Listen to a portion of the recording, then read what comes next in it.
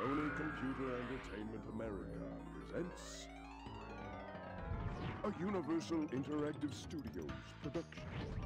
Okay, created and developed by Naughty Dog.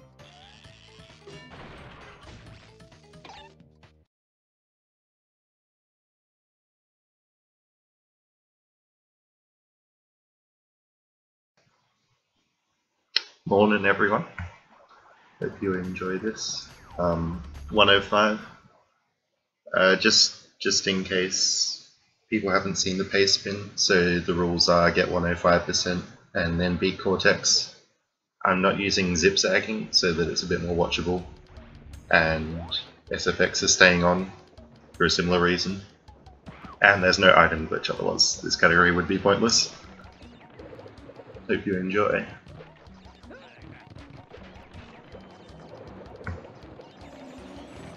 So this level first up, we're not doing a platformer because I want masks for the platformer to get invincibilities. So we'll do this and water levels before any platformers. I'm getting all the boxes in this pass, so in most of the levels there's a gem for getting all the boxes.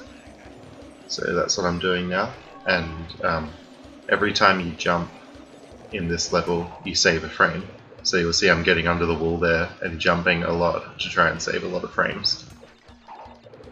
And we have a glitch at the end here. If you jump off the roof just right, then cuddle skip. So you don't see Coco do the animation of cuddling the tiger.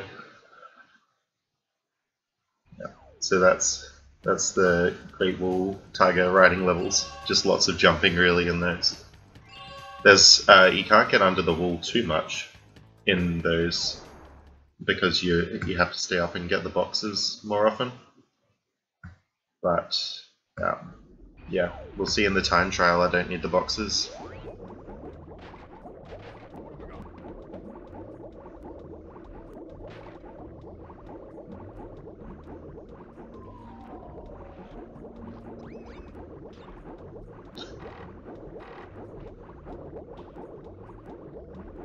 And so in this level I'm going to get the box gem during the time trial, and the reason for that is you'll see towards the end of the level there's a crystal that I have to get when I'm not in the time trial, and that's kind of really out of the way of some boxes, so the movement is a bit better if you wait till the time trial to get the boxes.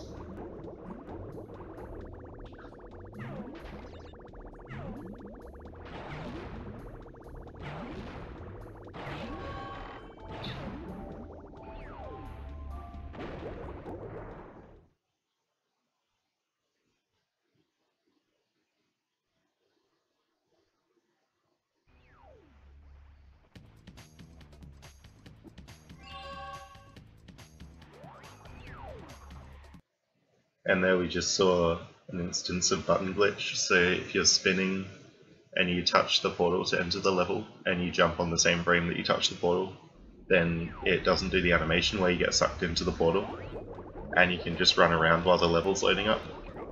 And then what you can do is you can actually load the wrong time trial times for the levels. So right now I'm racing against the Boneyard time trial time. I don't actually need to do it here because I still do beat the time trial time for this level, but it didn't lose any time to do that button glitch, so I just did it more for entertainment purposes, because you get a bit more time to do the play around.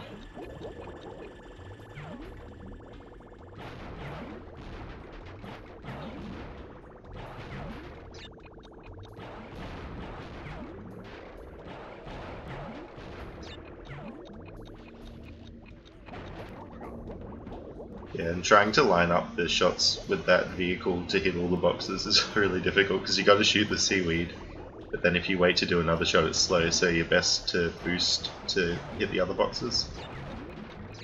And it was really hard to see there, but there was one shot there where I shot a seaweed and the box inside the seaweed with the same shot.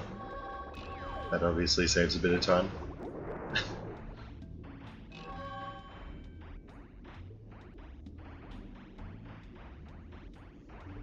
Yeah, so the water vehicle parts are one of the most technical parts of the run. just to get all the boxes. Okay, now we've got 2 masks, so I'm ready to do a platformer, because we'll get invincibility from the first crate. Another button glitch, for no reason whatsoever.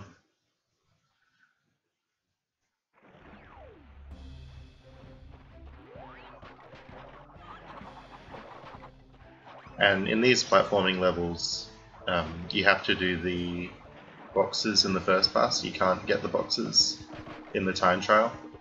And the reason for that is the bonus areas, so they're disabled in the time trial.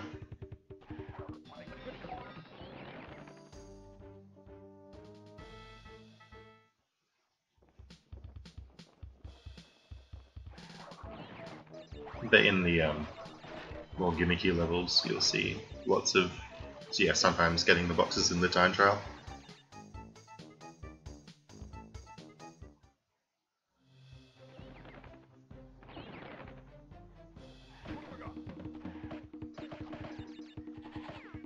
And invincibility is a lot faster than not invincibility, so I try and get that as much as I can.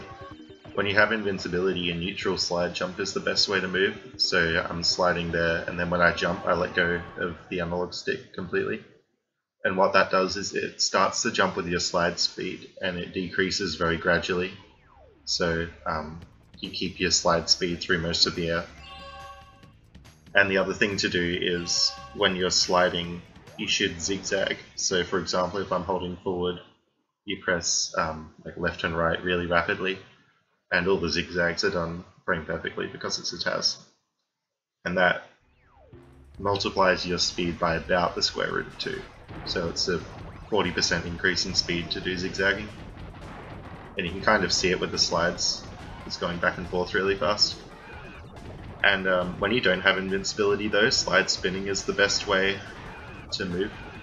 So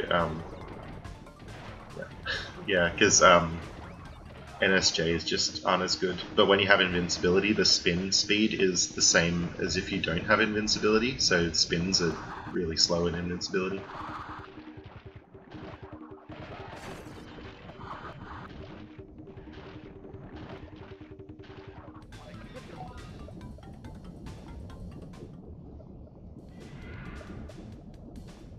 And this bonus stage has a trick that avoids a ground pound, so after this box I get up on the steel crates, and there's like a little seam in the background that you can sort of stand on and get a little bit more height, and that height is just enough to do a slide glitch high jump into the crates, on top of the crates, sorry. And the way that you do a glitch high jump is, well, if you slide and then jump, the jump's already a high jump coming out of the slide or a crouch. But if you also spin as you're starting the jump goes even higher. So yeah, that's a glitch high. You slide and then jump and then spin as soon as you jump.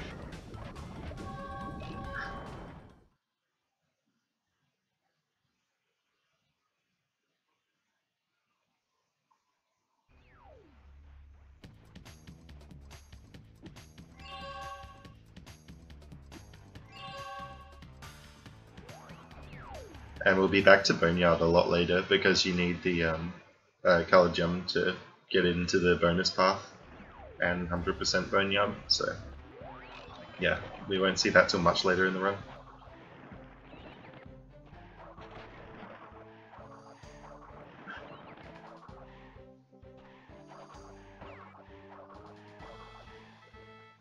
The TAS is like, so I've slowed down the game and decided which buttons exactly to press on each frame and chosen the optimal movement. And then you play it back at full speed, and it's supposed to be like a speed run, except there's no human mistakes or human reaction times or anything. It's like a theoretical perfect speed run. Of course you don't compare them to normal human speedruns though. It's a completely different area.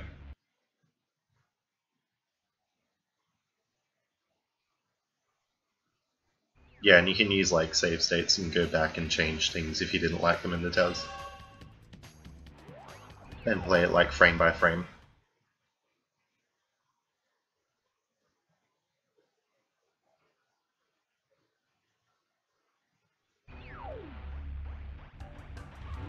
Alrighty, so these levels are very exciting. You'll see that I went left at the start, and that gives you a tiny little speed boost. It's to do with the way that the level axes line up. So in these levels it's kind of weird because right now I'm traveling pretty much straight along an axis, and you'll see the jet ski's kind of going pretty slow. And then when I turn 45 degrees here, it's going much faster, and you can actually hear that in the engine sound a bit. Ah, there's also a cool glitch with the arrow here. For some reason it turns around if you go in that corner bit. So, yeah, if you're traveling along an axis, you go at the full speed in the direction of that axis. And then if you're traveling sort of anywhere in a 45 degree range either side of the axis, you're still going full speed in that direction. So right now I'm probably trying to travel along either the X or Z axis, and it doesn't matter which angle I sort of go at because I'll still have full speed along that axis, which is the primary direction. So right now, if I really wanted to, I could kind of wiggle back and forth as much as 45 degrees and I would still get there just as quick. Yeah. So that kind of makes the jet ski levels a bit easy to optimize, but there's also some stuff with the waves, like the waves can slow you down and speed you up a little bit, but it's really not that big a difference because the amount that they slow you down or speed you up probably totals less than a frame over the whole level. So, yeah. But yeah, for that reason as well, the jet ski levels and RTA don't differ that much at all in timing. Yeah, there's a similar thing going on in lots of vehicles. So jet ski is kind of like the least precise. You have a 45 degree range to still go full speed. And then cars, like Hog Ride. They're similar, but it's not 45 degrees, it's more like 10 degrees on either side. Yeah, because in the car levels you're trying to just travel along one axis really quickly. But yeah, once you do deviate more than like 10 degrees from a straight line, it does slow down a little bit in cars. So in that tiny fight, with the lines coming out, you have to make sure that they come out in lots of 1, because if they come out in lots of 2, it loses like 11 frames. Yeah, so that's just a bit of RNG manipulation. It's not too bad to do.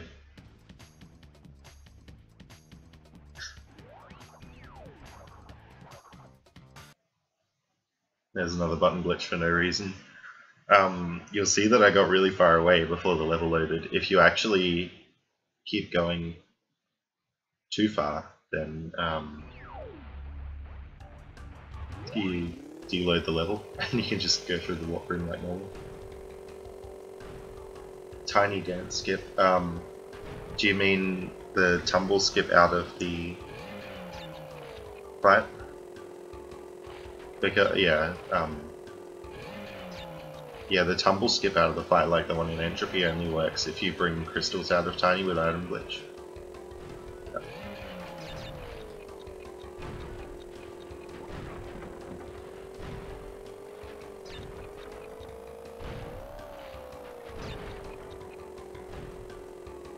Yeah, so I decided to get the boxes in this pass in the time trial because why not?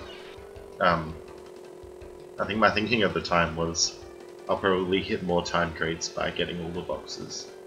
Otherwise, like if I didn't get any boxes and I just took the fastest path through the level, I'd probably get a really bad time trial time. But I don't want to just hit some of the time crates and not other boxes because that would slow me down in real time. So I just use this pass to get all the boxes instead.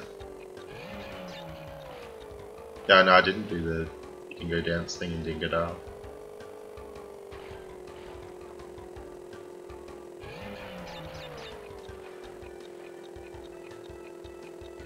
Yeah, that's right.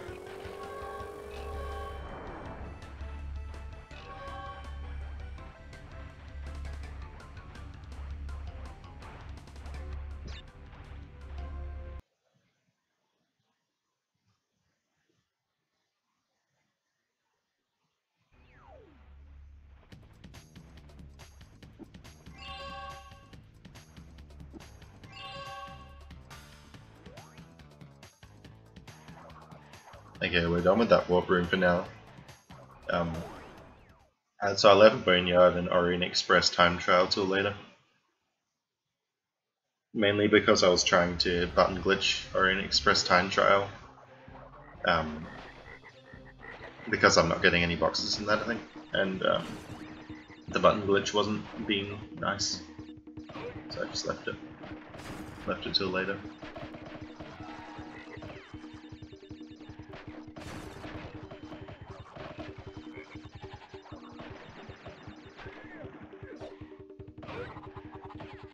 One other bit of tech in this is you can extend slides, so you'll often see me jump up onto some scenery and slide off it, or slide into a hole and then jump out of it.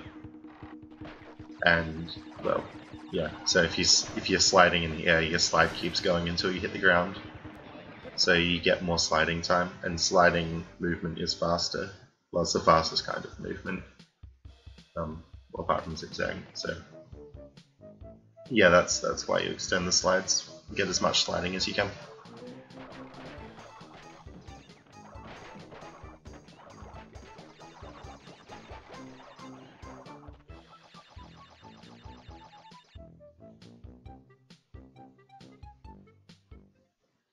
And actually, yeah, the frog can hit the nitro there as well, which is always fun. I think it doesn't always happen, but yeah, sometimes it does. And I'm glad that it happened in the TAS, because it managed to get it to happen. Also, you have to wait a little bit there for the gem to spawn. So basically, yeah, you hit the nitro box as soon as possible, and then you can kind of go over to the gem at a leisurely pace and just line yourself up so that you're as close to the warp portal with still touching the gem hitbox, and then you slide off to the warp portal. Just little things that you have to be careful about, because if the gem appears a lot more before its hitbox does.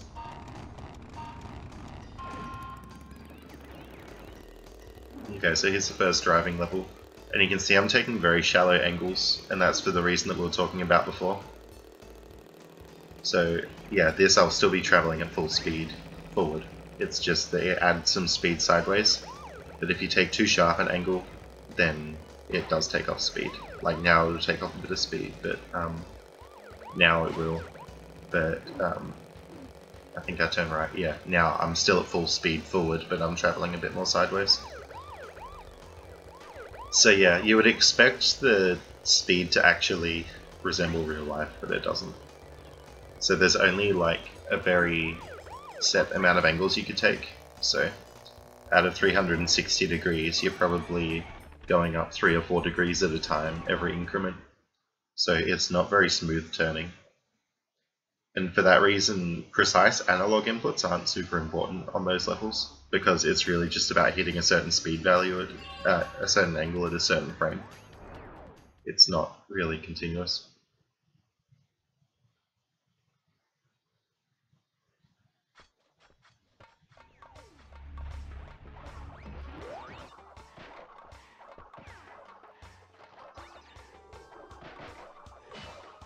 And these handrails are really slow, but if you have invincibility, they're just bearable, so I make sure I get invincibility on all the handrails that I can.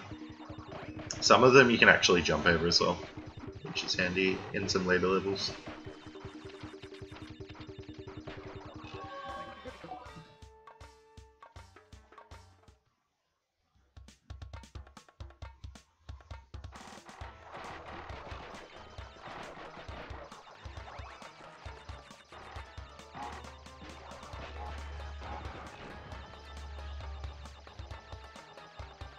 Okay, and we've got a strat that's very different than RTA coming up here. Just a little thing. But yes, you can make that jump without the handrail. And there was a lag spike there, that's actually in the game. And yeah, I couldn't manage to avoid it.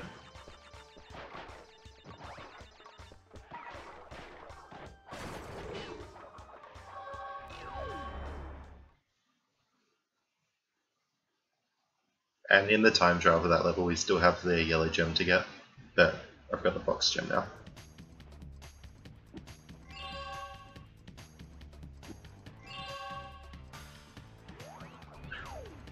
You need some crazy zigzagging to do handrail skip. I think is like close to frame perfect that you need. Either that or you want to, well, you don't have double jump or tornado spin, so yeah, you'd probably have to double jump it if you're going to do it RTA, and that's not worth it at that point.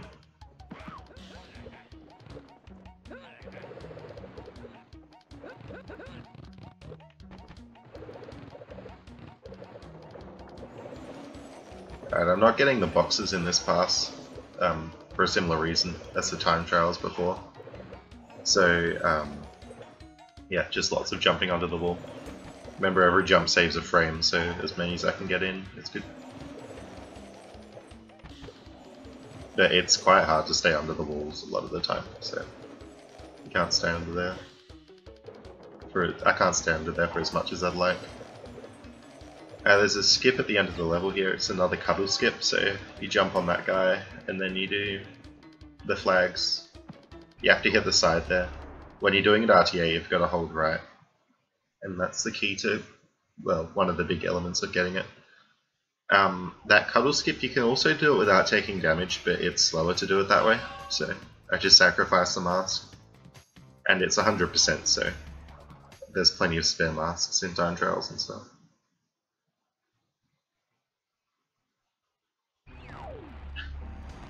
Yeah, that cuddle skip is a lot harder than the Orient Express one. Well, at least I find it a lot harder. Alright, in the time trial, and those clocks have ridiculously big hitboxes, so you don't have to turn too sharply to hit them. In these levels, you want to keep the boost for as long as possible, as you might expect, but if you have a box like that, I have to get rid of it. Now, let's see. When you have a boost and you want to stop your boost, like stop your wheelie, like you let go of X, but then if you press X straight away again, it actually slows you down faster. So what you should do is, if you have to lose a wheelie, is you should let go of X and then not press X again until you're at normal speed. Like for example now, I'm not holding X at all. Yeah. And there's an out of bounds there, because why not? You can only get away with doing that out of bounds in the time trial, because if you do it in the normal pass of the level, you don't actually get the crystal.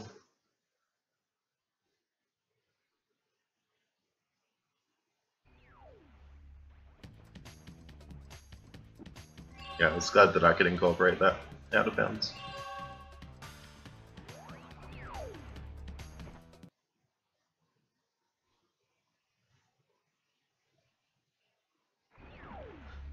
You might have seen the screen shake there, and that's because I did a body slam, and I would have hit the ground the next frame before the level loads. And when you do that, the level shakes when you enter it. There'll be a few more of that in the run. I'll try and point it out before it happens next time.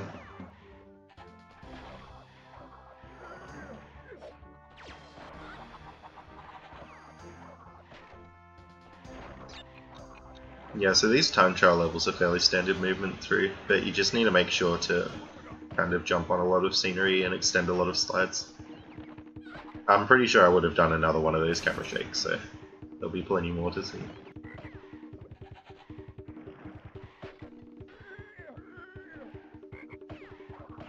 And that nitro jumps really high. I wish I said that earlier. But yeah, if you go back and watch that bit, the nitro does like 4 or 5 bounces in the air. I don't know. Yeah, it's RNG, but I was amazed that I actually got that RNG. It was pretty cool. Yeah, it actually goes so high, it goes off camera.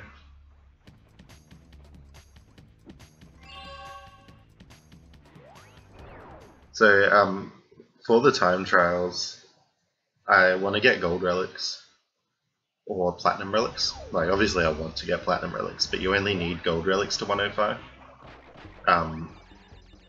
But yeah, so sometimes I'll do button glitch and try and just get the platinum through that. But you might think like, oh, why wouldn't I just get all platinum relics? But the strats for getting in-game time and the strats for getting real time are very different for the time trials. So obviously you got to hit a lot of time crates to get good time trial times. and that it's slower to hit those crates in real time, so often I'm not getting the true optimal time trial time because that would be slower in real time, which is what I'm optimizing for.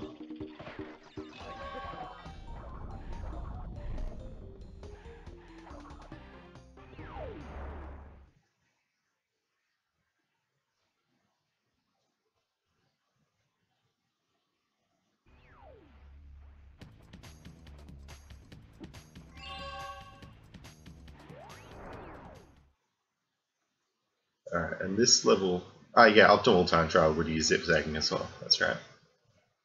And then they'd be kind of silly, because you could do them all in like 2 or 3 seconds. And some of the time trials use like item glitch and stuff as well, to get glitched items that freeze the clock for like 100 seconds or something. So that would be dumb. This boss you're supposed to wait for him to shoot down all the icicle things, but you can just jump over them with a glitch tie. Funnily enough, on PAL you actually don't need to do a glitch tie, you can just do a slide jump, because you jump a bit higher on PAL. But PAL is slower in other areas. You thrashed me, mate.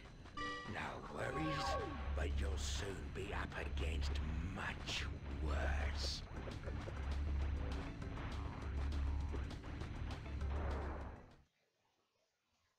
Yeah, charge zigzag before grabbing the pocket and time trials.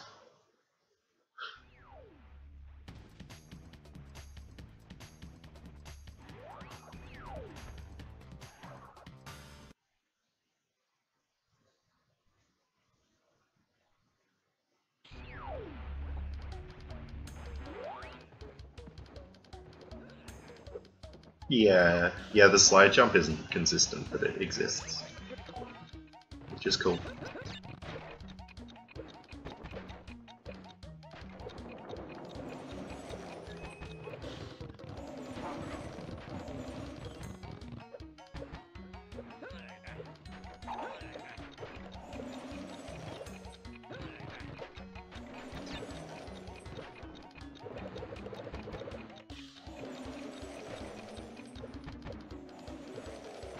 There's some parts of these levels where to get all the boxes you actually have to let go of the boost button. It's fairly rare, I think it only happens twice in the run, but yeah, it's unfortunate that you do have to, but yeah, I tried for very long to avoid them and I couldn't.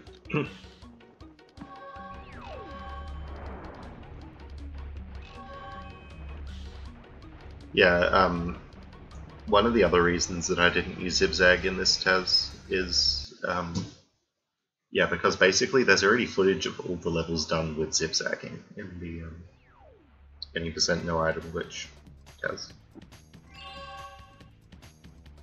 So yeah, and this is much more watchable and entertaining this way. Basically everyone wanted it to not use zigzagging. Also, there's already TASs of the time trials optimized for in-game time, so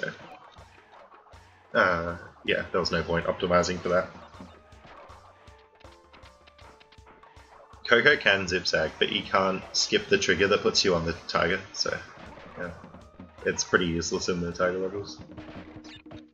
Alright, we got yellow gem skip coming up, and this is going to look really different than RTA yellow gem skip. Another hangrail skip there. So normally RTA lands on the platform next to the yellow gem and rides it across, but just do that. Now you might be wondering, how does the camera snap in the air? Like, how does the camera actually move left? Because if you've ever tried it, if you jump to the left, the camera doesn't follow you. But there's a really precise position that the camera can be in, and it'll follow you then. And so usually the camera moves about 100 units, maybe 200 or 300 units with normal movement, and this precise position is just on one specific one of those units, so it's extremely precise. But it saves a lot of time. You're not going to see that done RTA unless they got some kind of crazy setup. Also, I managed to get it without double jump, just with enough zigzagging. and like sliding off the thing. Yeah, I think people have done RTA, that camera, but it wouldn't be consistent. Yeah, this is also, I think this is the longest level in the run. It's like, yeah, I don't remember how many minutes, but a few minutes. That's because the box gem is so complicated. So what I'm doing here is, well, I'm going to go through and get most of these boxes. And so there's boxes on that yellow gem path as well that I haven't got yet. But I'm going to come down here after I do the bonus and hit the checkpoint. About this bonus as well, it's kind of dumb. There's a lot of body slamming. It's probably my least favorite bonus in the game, but at least it's short. Anyway, so what you want to do in this level is you want to get the box gem. You want to get the gem on the secret path, which is the yellow gem thing. You want to get the crystal, and you also want to go into the secret level. Yeah, the one Agathis Rex that the pterodactyl takes you to. So we got to do all that in one pass. So I'm going to hit this checkpoint now, and then go straight back for a very specific reason. And that's because I want the last checkpoint that I've hit to be in the secret path. And we'll see why soon enough. But so I've left some boxes here that I'm just going to clean up on my way back to the gem path. And actually riding the dinos do go running shoes speed, which is a little bit faster than normal movement. Like normal movement, like this slide spin jump thing. But the dinos, the animations getting on and off them makes it not worth it. And it's only by like a few frames that the dinos aren't worth it, so they're probably still not too bad RTA. Anyway, yeah, so we're on the secret path now, and so I'm going to clean up a lot of the boxes here, and I'll hit a checkpoint in the secret path, and then I'll make sure that's the last checkpoint that I hit. And you can set off some of these TNTs. So I started the timer on one back there, and it'll explode all the boxes around it. So that checkpoint that I just hit is the last checkpoint, and that's the way that I've set it up, so that I very specifically haven't hit that checkpoint just after the bonus stage last.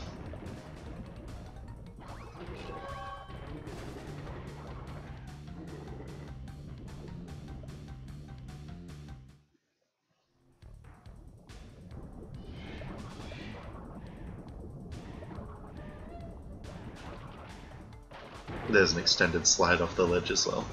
That's one of the biggest extended slides you can do. Not getting the secret lives, yeah.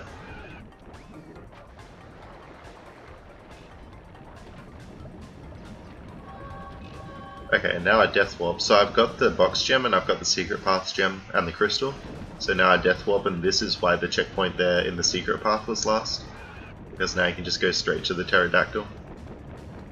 So yeah, it's one of the most complicated levels in 105, and it's got lots of subtleties about the route that are really hard to pick up on. But yeah, you end up taking a lot of stuff out of the level. And yeah, break the dino egg so that the dino appears up here. Waiting for the egg to break would just be too slow though.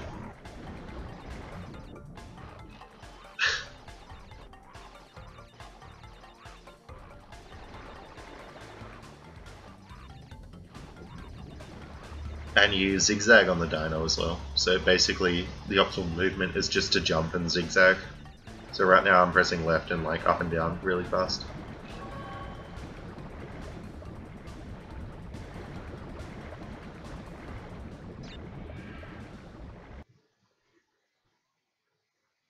With the zigzag as well, you need to be careful that Crash actually is facing kind of forward, because you can kind of zigzag into a wall.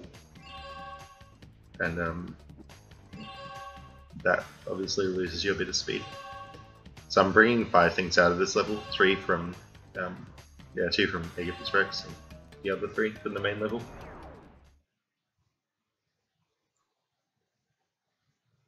And this is one of the only levels that we have to enter 3 times. Because, yeah, there's a secret exit in this level to get to yet another secret level. There's only 2 of the super secret levels, Agathis Rex and Hot Cocoa, and they're both in Warp 3.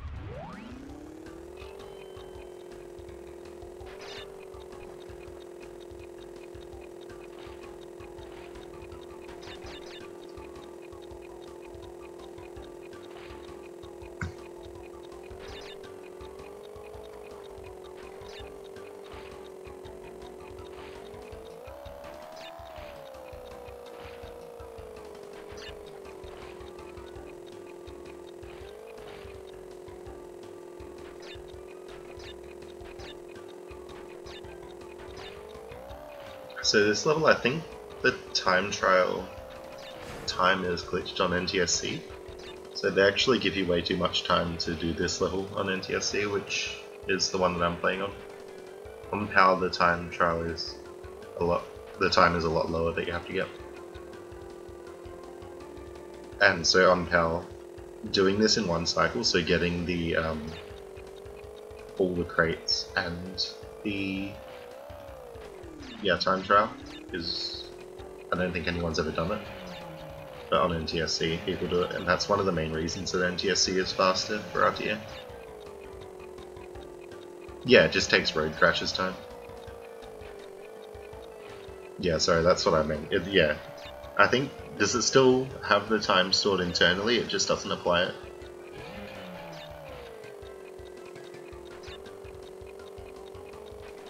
Yeah, it does exist. Doesn't it come up if you use item glitch to spawn the button or something? If you manage to get the button to spawn it at the correct time. I might be mistaken. Yeah, button 31.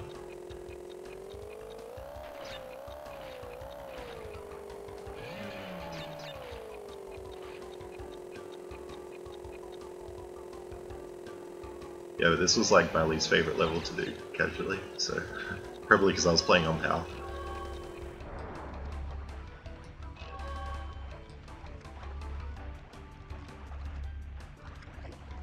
I think that time is faster than the PAL time.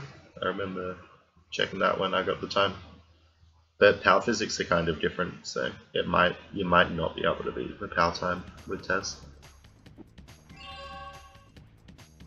I haven't tested that though. Another thing with the jet ski is you can hold down and turn to turn sharper as well.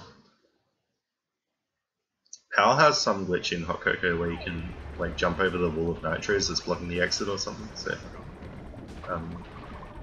you can still do the time trial really quickly and then just get all the boxes after.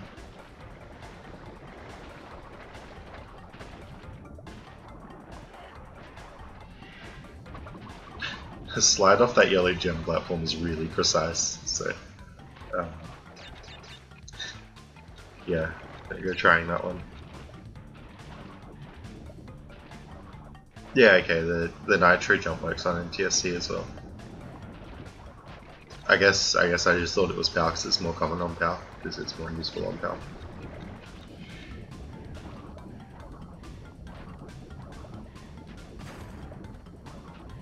And that was a nitro jump. I think it was a nitro jump. Yeah, if you jump on nitros and you press the jump button again when you hit the top at the right time, you can jump off and not take damage. You can also slide right off the edge of nitros, but that's a lot trickier. Also, you'll notice that I kind of did an NSJ off this edge here. And that's because rather than kind of sliding off the edge and then just falling down, if you do the jump and the jump would hit the ground, kind of like right at the end of the edge, you're sort of already traveling down at a really fast speed because you've just come from the top of your jump. So, yeah, that's one of those little optimizations that's common in a lot of TASs of lots of different games. This level has a lot of global cycles. I haven't talked much about global cycles actually. Yeah, this game loves global cycles, so there's basically a timer that starts ticking up when you turn the power on and resets if you die, or restart a time trial. And lots of enemies and stuff are based on it. So all the opening and closing doors in the tomb levels, and the wheels in the water, and these magic carpets, and the enemy patterns and all that, they're all global. Yeah, so they're often hard to deal with, and I had fairly good luck, well not luck, but yeah, they were fairly nice to me in this run, but there were some instances where they were frustrating. And if you get really bad global cycles in the TAS, you kind of have to go and do a different level first, which can be really frustrating because you can't just copy paste the inputs in this game. You actually have to go and redo the levels over and over again to get good global cycles.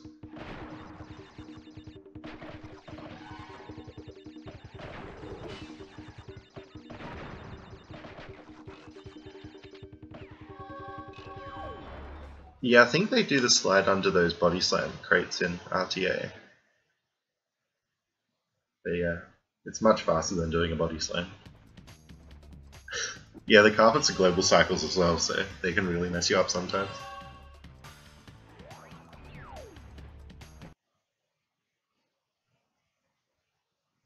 Oh, there was a shake there. I forgot to mention that one too.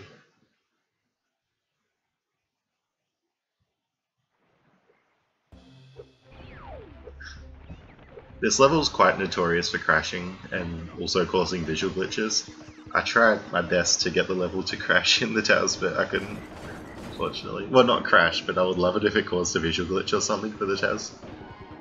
But yeah, I'm not sure if it just doesn't on emulator, like BizHawk emulator, or if I just couldn't get the frame, or whatever causes it.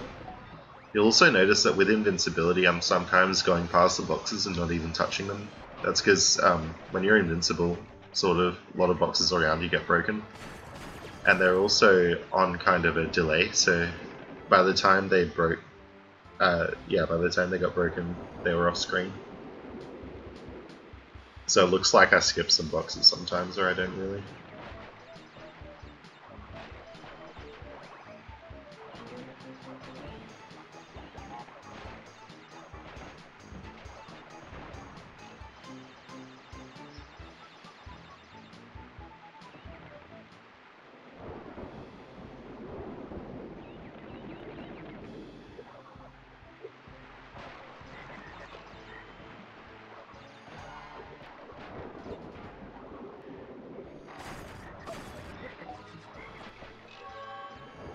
I think that nitro there must have been faster to just take the damage.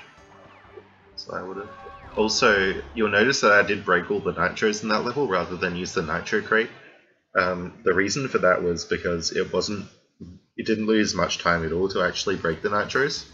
But if I did use the nitro crate, I would have to hit the nitro crate, then wait for them all to explode, then wait for the gem to spawn, then wait for the gem's hitbox to spawn. So yeah, it was much faster to just break the nitros as I went.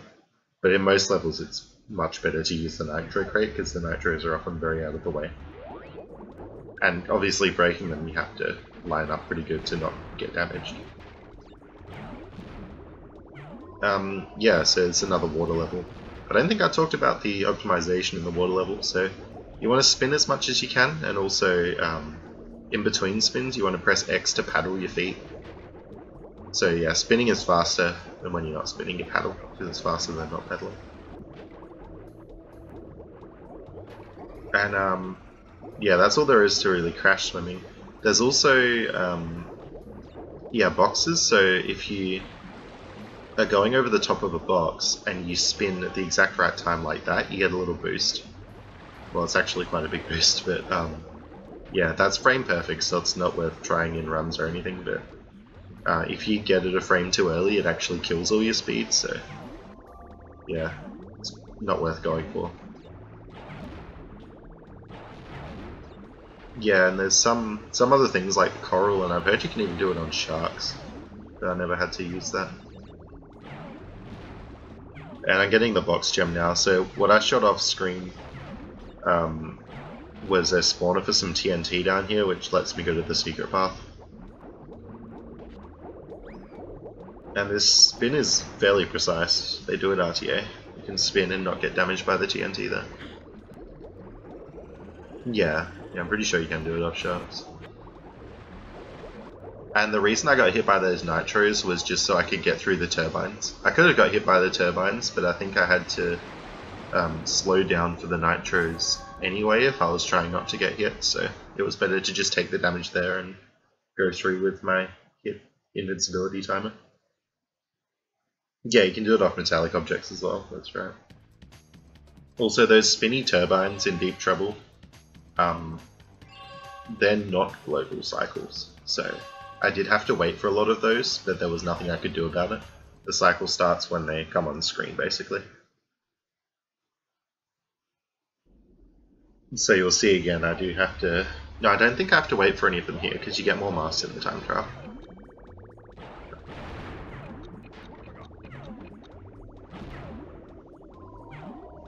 So I don't think I have to do the time trial. Yeah, I could have done the time trial with the box. the box gem and the secret path, but going on the secret path takes so long that I think I couldn't actually get the gold if I did that.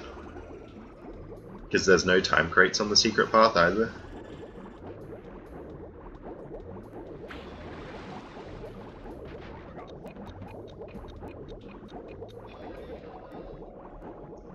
Yeah, so I'm just damage boosting through these turbines a lot. And that big spinning wheel is a global cycle, so I need to kind of make sure I do these levels in a specific order that I don't get too caught up on those wheels. There's not too many of those instances in the run where I get caught up on global cycles, but there are a few that are unavoidable. Just because in a level like the tomb levels or the opening and closing doors, you can get stuck up on a certain door, but then if you went to try and fix that, you might get stuck on a different door, because there's so many of them in that level. And similarly with the water level, I mean, there's 2 wheels.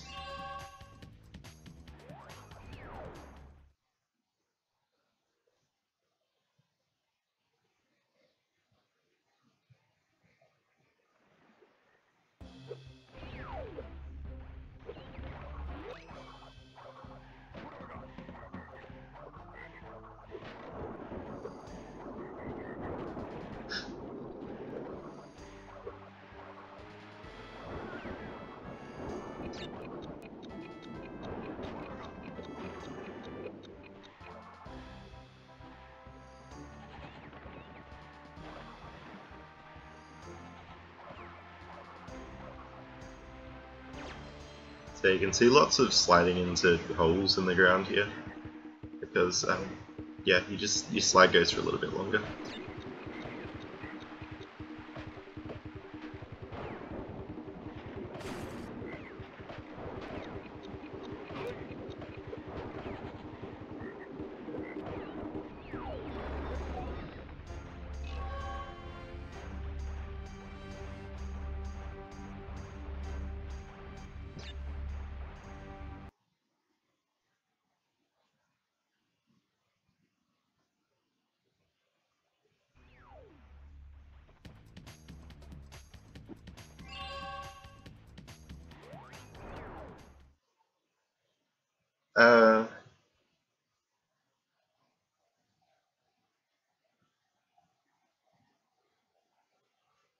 Yeah, the invincibility ends after you go to the portal.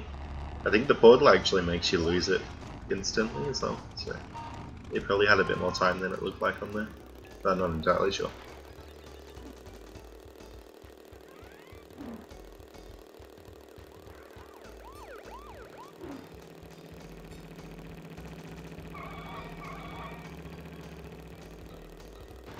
Yeah, so this is the actual pass through this level. There's lots of keeping boost. There's one more place over RTA that I can keep the boost, and that's jumping over a hole really specifically. So I'll do that there, and it saves quite a bit of time. Yeah, but apart from that, it's pretty much what you'd expect from this level. Yeah, so going over jumps when you have the wheelie, it kills your wheelie. So yeah, it's good if there's a hole behind the jump, you've got to try and jump over it. So like this hole here, you can jump over in that spot. It's kind of weird, you actually have to aim for where the gap is the widest to jump over it, which is really counterintuitive. But I lose it here to do the corner a bit more precisely. And you'll see me, like when I was turning really sharply, I was sort of jittering every, half second or something. And the reason for that is if you just hold the button to turn, Crash kind of skids out and doesn't turn as sharp. But if you instead let go of it every now and then Crash does actually not skid out, so you turn sharper that way. Also, you can get that same effect by letting go of X every now and then, but that's slower because you lose speed. But that might be something to do RTA, like let go of X instead of let go of left or right.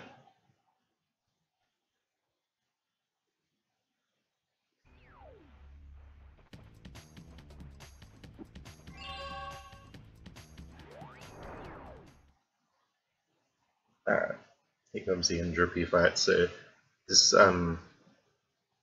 fight it's pretty much an auto scroller. You just gotta hit him when he becomes vulnerable. But there is some damage abusing you can do. So right now I'm just waiting for him to do his cycle where he shoots things back and forth. But I come in here with 2 masks, and that's very specific because if you get hit by certain attacks that he does, you can get his next cycles to start sooner. So I don't get hit by his first fireball, but I do get hit by this one, and then I let him do this attack. Now that attack that he does actually kills you instantly, no matter where you are on the screen, and he only does that if you try and get on the platform with him. But if I'm already in the damaged state from getting hit by the fireball, it doesn't kill you, because it thinks you're still invincible.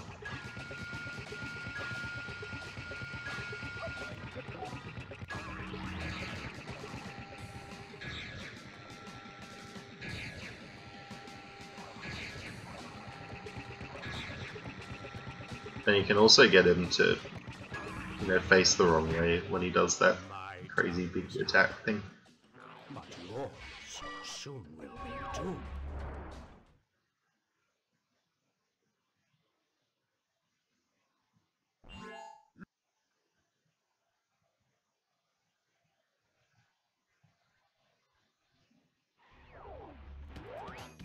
There was also a glitch there.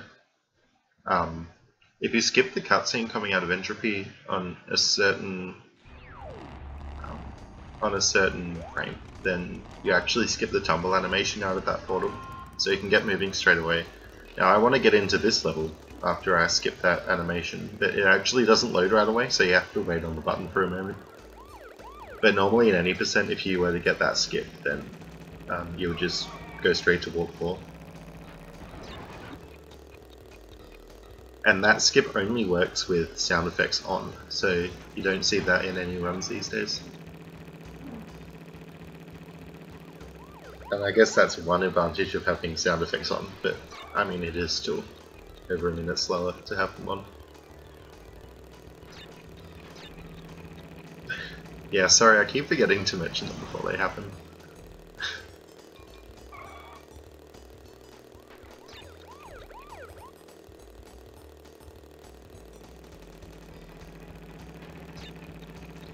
Yeah, once again I'm getting boxes in this pass just because, yeah, they're all time crates, so if I were to not get the box gem in the time trial, I would hit no time crates and get a really bad time.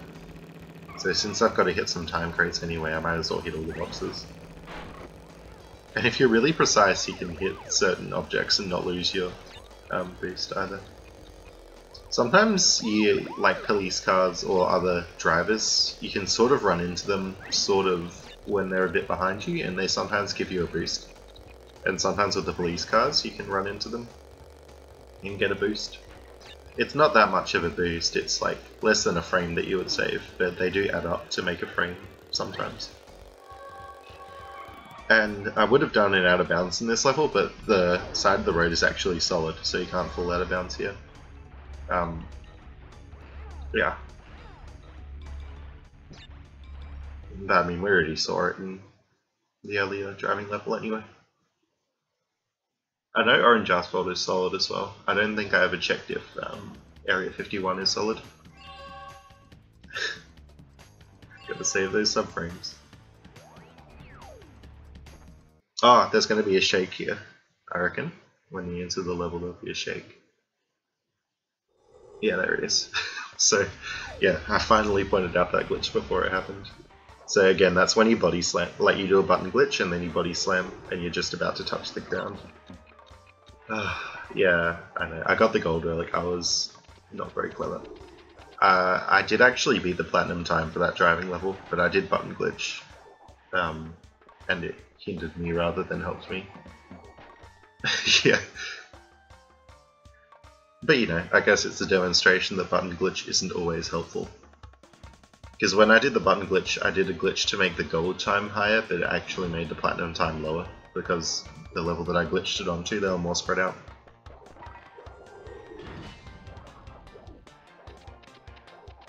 But yeah, I only sort of realised that too late. And it wasn't worth going back and changing it, because it didn't really I mean, it's not like you lose any time getting a gold.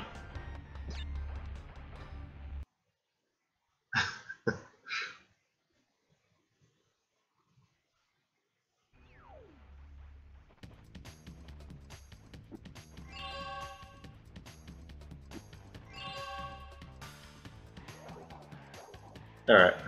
Oh, no backtracking yet. I thought I was still backtracking. Oh well. Yeah, so I've got to do warp 4 here, but I've also got... Yeah, there's a secret entrance to level 19 from the middle warp room, which I need some more relics for. So you actually can't get enough relics yet, so what I've got to do is I've got to get some relics from warp 4 and then go back with those relics.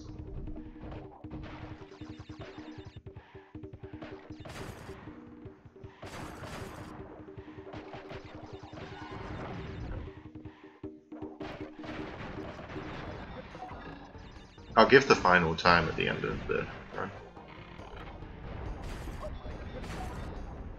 There was a slide off that nitro. Ah, yes, this is a good bit. You can actually make that with a slide, with a death tornado spin. It's so precise. Yeah, it was like really difficult to even TAS that, but you can make it with perfect zigzagging. Yeah. So no double jumping or riding the platform.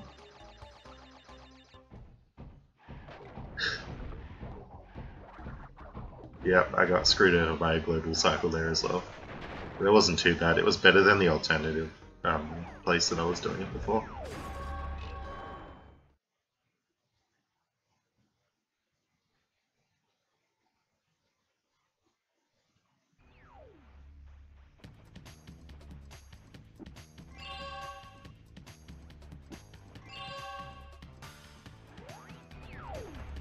Right, now everyone's favourite level, flying levels. These levels, we're talking about how everything's tied to the level axis a lot in vehicle levels. This one it's got the most precise engine. So it's got a wider range of angles that you can actually hit, and it's pretty much a continuum of angles like you would expect. So yeah, this one, yeah, there's a death abuse at the end of these levels as well. Where you die on the same frame that you hit the last blimp. Or plane in the case of Mad Bombers. So I'm taking damage on purpose here. But yeah, this one, yeah, this was one of the levels that I was less happy with, just because the box layout is annoying. So, yeah. But I'm down to 2% now, so I'm ready to do the Death Abuse when it comes up. Ah, I'm up to 47 again because I did a health thing.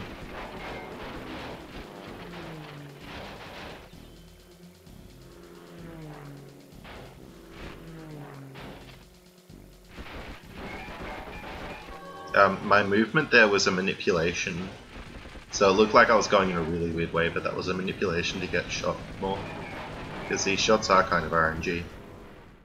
There's a Death Abuse, so yeah, you die on the same frame.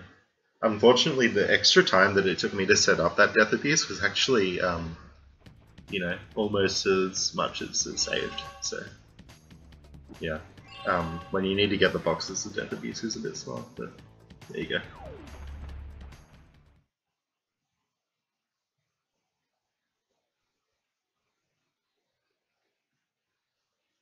And yeah, so another very exciting jet ski level.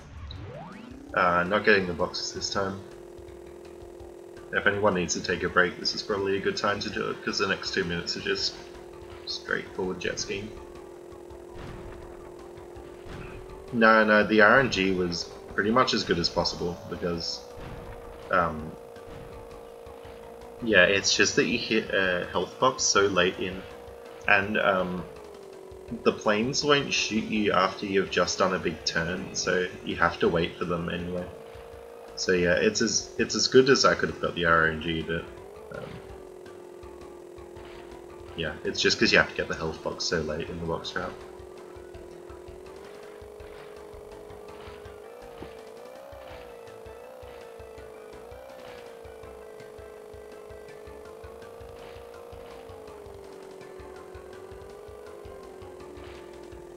Actually, yeah, faster to go over that jump there. A lot of the time I see people go kind of cut past the jump and not take it, but you can turn pretty well in the air, so it's just worth turning off that jump.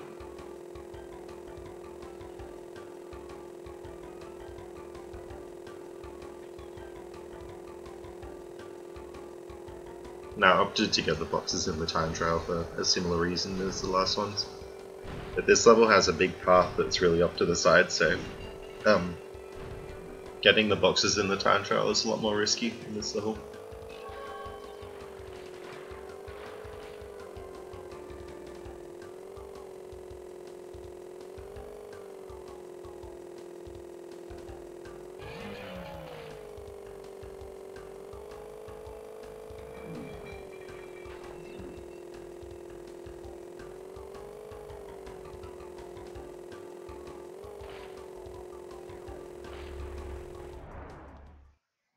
You can sort of jolt the camera to the side there as well if you hit the warp portal, not fire from the front. I make sure when I do that I don't lose any time, but yeah, it's a cool trick to do when you can. Alright, here's another flying level, and I'm actually much more happy with this flying level because I don't need the boxes and I can take a more logical route. I do have to hit the little clock to start the time trial though, but that's not too far out of the way. And because I hit the clock, I do actually do a different route than any percent would. Yeah, so with these flying levels, sort of going up and down costs you a bit of forward speed. So you'll see me kind of point up at the blimps rather than line up and down with the blimps. So really all I'm doing is I'm pointing up or down, basically the frame that I shoot, and then letting go aside from that. Now the death abuse that I did earlier doesn't actually work in the time trial, so we're just going to beat the level normally.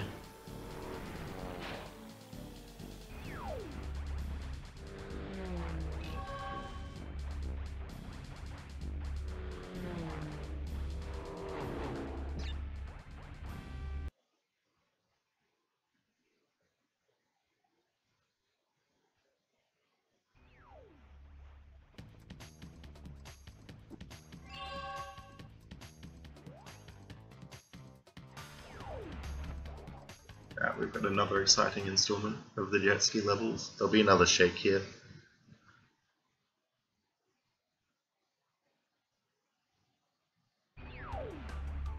Yeah, try and get in as many of those shakes as I can because it's a pretty cool glitch.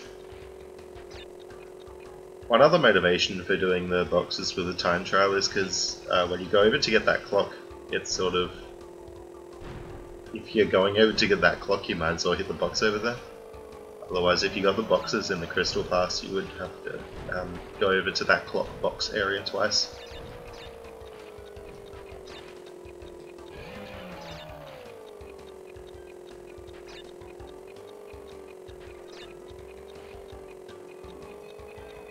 That anchor guy actually can really get you from quite far away, so you have to be very careful going past him.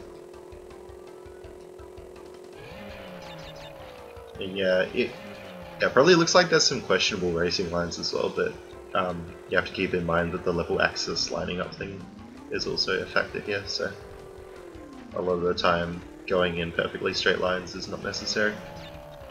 Also, like with jumping off the ramps and trying to get boxes in these levels, sometimes the waves can affect how high you jump, so often it's actually really hard to get the boxes in the air if you have a bad wave cycle. And that is a global cycle. I only had 1 or 2 times where I had to try really hard to get the boxes. But yeah, luckily I was able to get them without having to redo these levels with different global cycles. Alright, here's their kind of extra area here, so this is really out of the way and you wouldn't normally go here in a time trial. But as a result, they give you all 3 boxes, which is very generous. Just in case you accidentally end up here or something.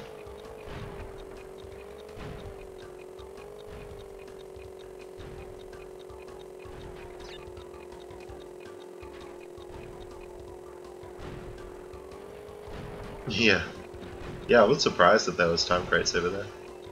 Especially since like there's no time crates in the Deep Trouble secret path thing, so I thought this would be the same.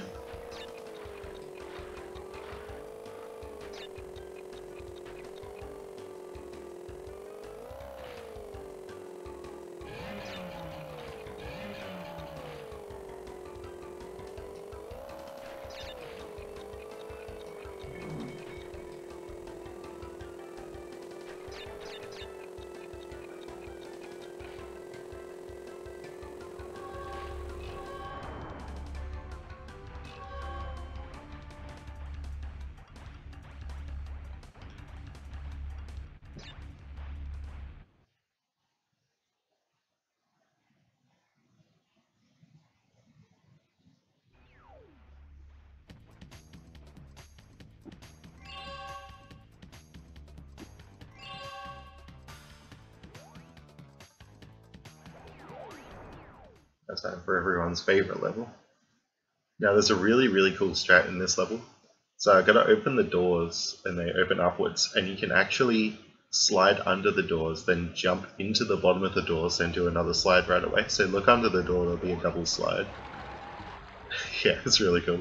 So it looks like one really long slide, but you are actually doing a frame of jumping in between that. Oh, yeah, I was really happy with that. You can't do it on every door, because a lot of them are further away, but I think I do it on 2 doors, maybe? Yeah, you zigzag neutral slide spins. Oh, and well, there's no neutral slide spins in Crash 3, but you zigzag the slide spins.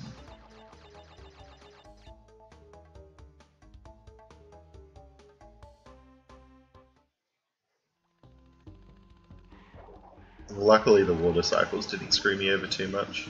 So I think in one spot in the time trial I had to do some tornado spinning.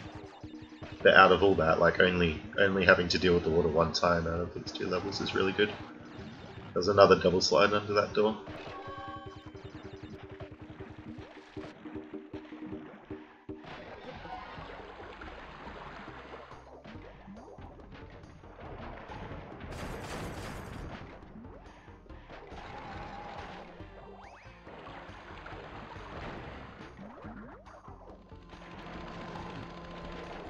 And if you get invincibility, the water stays down, so this is one of the most important levels to get invincibility in.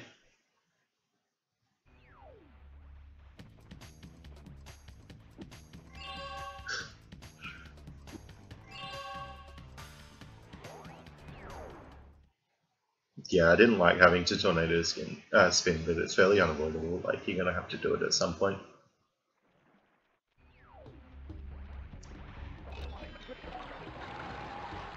Another double slide. You can get away with going fairly deep in the water without dying sometimes. We'll see that later. Like, I have to hit the switch there, and that was like really deep in the water, but you still get away with it.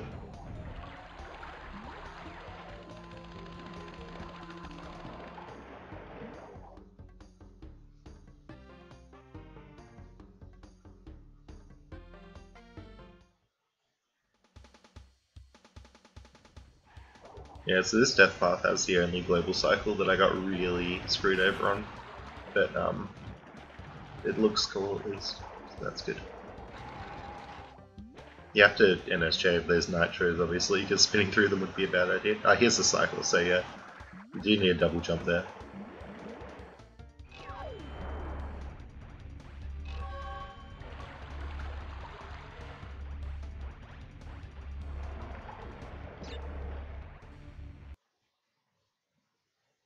I thought water was a global cycle, unless it's just like uses the global timer for keeping time. I always thought that it was, but if it's not, I feel a lot better.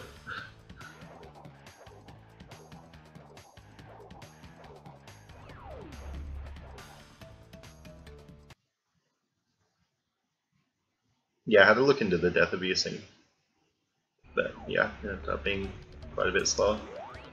And here's everyone's favourite level again, Orient Express. We can do lots of jumping under the wall now because, yeah, I don't need boxes this time.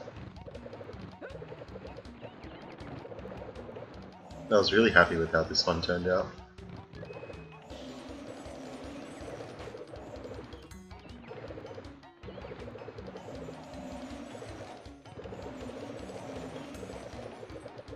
happens when you start a roller coaster.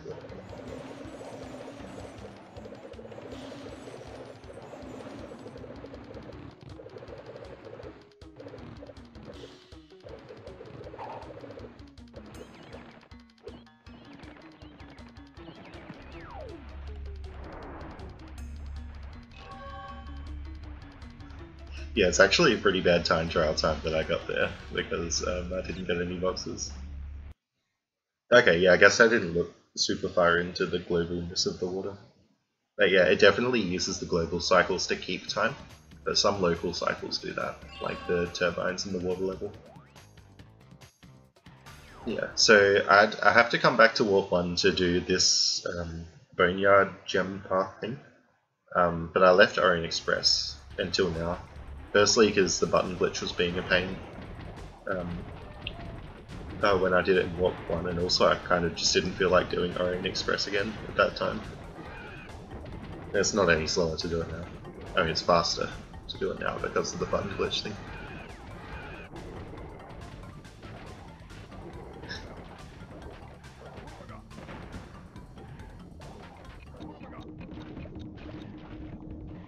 The other thing that's really nice about time trials is you don't get a little animation for going into invincibility. So that's always good. Makes invincibilities more worth it, for sure.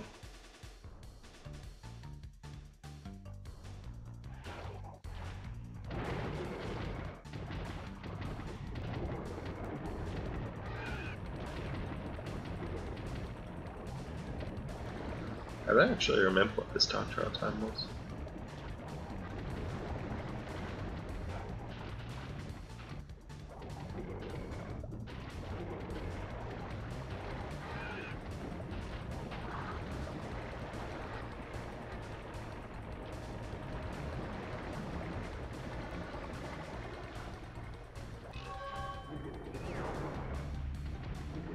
Close to a 109 at least.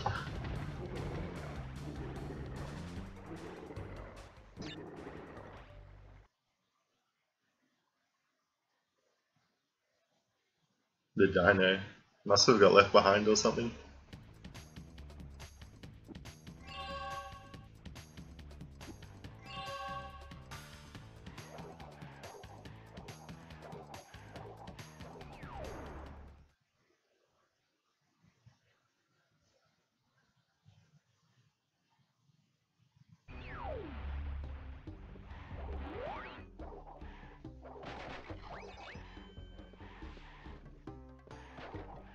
I don't know.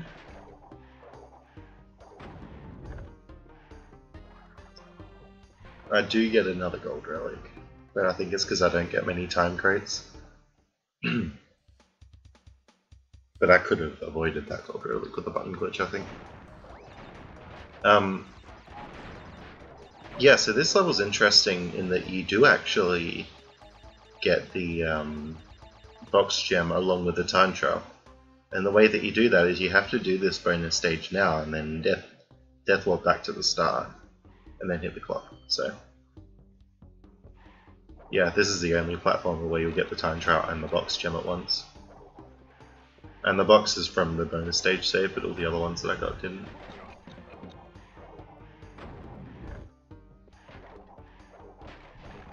And this level also has the secret purple gem path.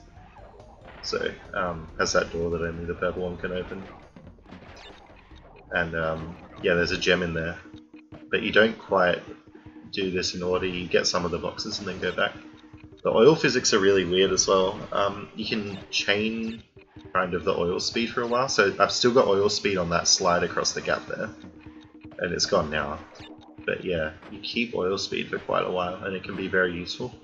But you can only keep it sort of on the angle that the oil slick path was facing, like forward in this camera angle. Even if you angle yourself and slide off the path in kind of an angled direction, it kills your speed. So you actually, each oil path kind of has an inherent direction to it.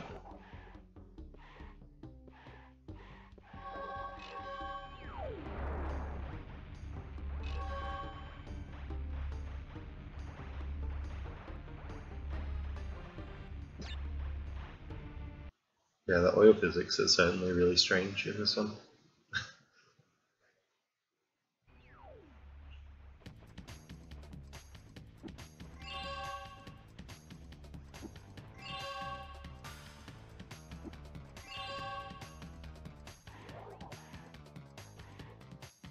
And now that I've got enough relics, I'll go and do level 29 secret entrance. I think I'm going to do another level first though. Yeah, 26 is best.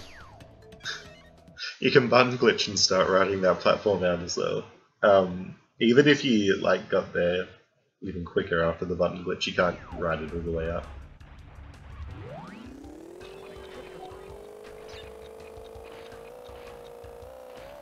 You got 20 seconds of leeway. All you have to do is frame perfect zigzagging.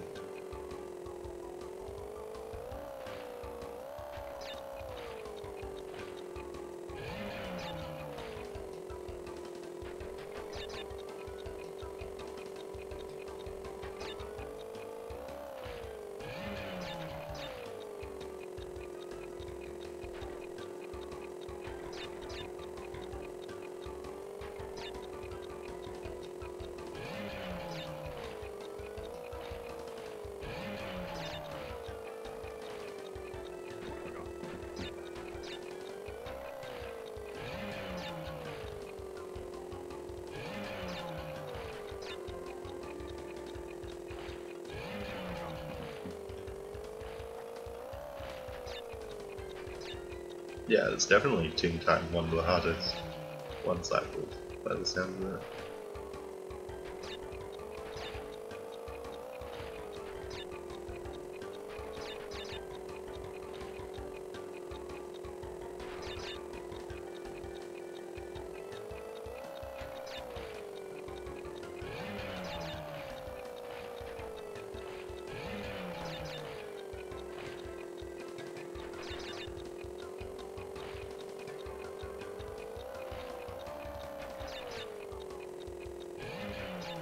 Oh, the other thing is, I think if you zigzag on a D-pad, it's slower or something than if you had an analog stick that could literally hit the corners of the range.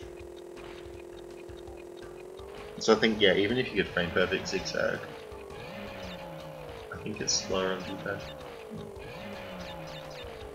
That might just be on emulator though. I'm not sure about console, how it reads the D-pad inputs.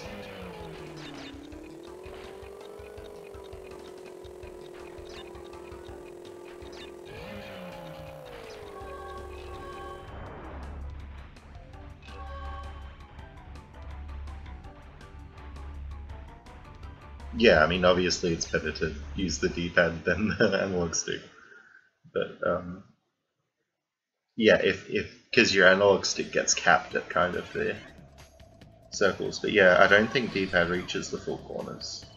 I'm pretty sure it doesn't, at least based on my emulator experience. I mean, all mine are done on analog with hitting the full corners of the range there.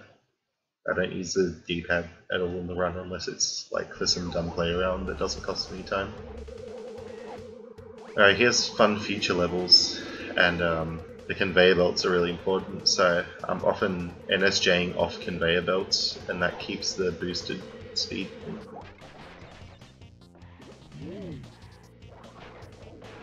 Yeah, I'm not saying use analog in real time, because it's not like you can hit the edge of the range there anyway. I wanted to, with those nitros, I kind of wanted to do nitro slides off them, like the nitros towards the end of that section. But yeah, you couldn't hit the back edge of them. You could only nitro slide off the side, and then it didn't work. But yeah, it's not too bad to tornado spin over. We've got a very different strat than RTA here. Normally they break those two boxes under the steel crates with a death tornado spin thing, but we'll be doing a different strat. Well, I mean, technically if you carved out some of the notches in your controller, then you could probably get full range on your analog sticks. Maybe. But I mean, technically the controller can input full range analog into the console. It's like how TAS is used pressing left and right at the same time sometimes. It's not that drastic, the difference anyway. Okay, here's the big difference from RTA. So I'm going to slide and spin the first box and then slide through the second box. Yeah, and you do get stuck for a little bit no matter what, even if you've got like perfect zigzagging through there. that it's 23 frames faster than the other strat that people tend to use. But yeah, I wouldn't recommend doing that for RTA because if you don't have really fast zigzagging, you'll get stuck for a lot longer under there and probably lose time.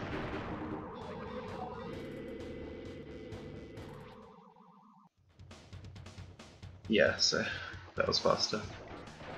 Yeah, the slide's not long at all. You could grab invincibility and go through there, but then you're kind of wasting it for later. It's funnily enough, if there was no boxes under there, like if you broke all the boxes with the spin, you could actually make the slide through there. It's just that the box like slows you down a little bit when you hit it with the slide, that you can't make the full slide through.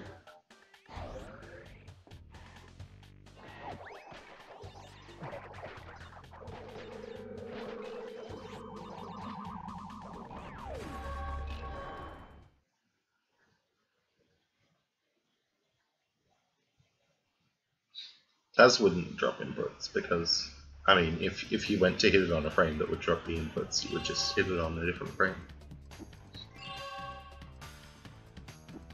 Now they've got everyone's favorite boss fight engine. And the first phase is essentially an auto-scroller in a TAS. But, yeah. His cycles are kind of random, so I get different cycles than I do in any percent. But they're roughly the same each time. You'll see why this first phase is an auto-scroller in a second. Because now I'm just waiting for this arm to come up. And you can't get it to come off any sooner, it's really silly. But yeah, so I mean obviously I saved every frame I could, hitting all the first stuff, but even if I were to lose some there it wouldn't matter. This phase was interesting because you can hit the, so the two things on the top, like the one that's open now and the one to the left of it. You can hit those both with the same bullet sometimes, but they didn't actually open at the same time in this engine pattern that I got, so yeah. But then again, the pattern that I got was really fast in other ways, so it didn't matter. And I think if you try and do the thing like in Mad Bombers, the Death-A-Beast and Barbad Blimps, I think it actually crashes. I'm not 100% sure because it's so long ago, but yeah, you can't do it in engine. And I'm pretty sure it's a game crash. Alright, now I left this time trial till much later because global cycles are bad, but they're still pretty bad in this one. This is, yeah, one of the levels that I was less happy with just because I got really bad cycles on the doors, but there was sort of no other order that I could do it in to get good cycles, so I tried all those, so yeah. Take the damage there, and taking damage lets the door stay open for a little bit longer, but I still end up having to wait on this one, which is really unfortunate. But yeah, there was no way to really avoid that. Anyway, I really like this one. Oh, I kept the oil physics like almost all the way up on that really long set of stairs as well. And there's lots of oil physics stuff, so I really like this part.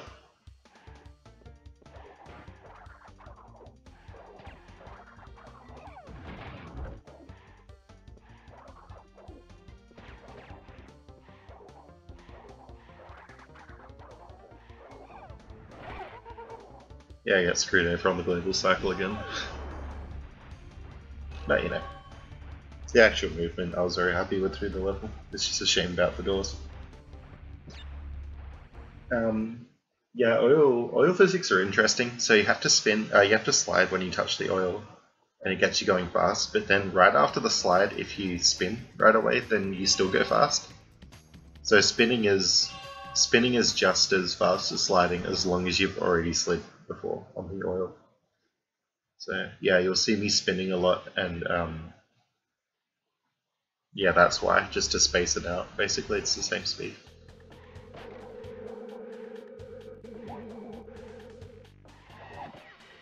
And now it's very hard to decide with these conveyor belts, because on these forward ones, I sometimes NSJ straight off the conveyor belt, or I sometimes extend the slide off the edge of the conveyor belt and then NSJ out of that.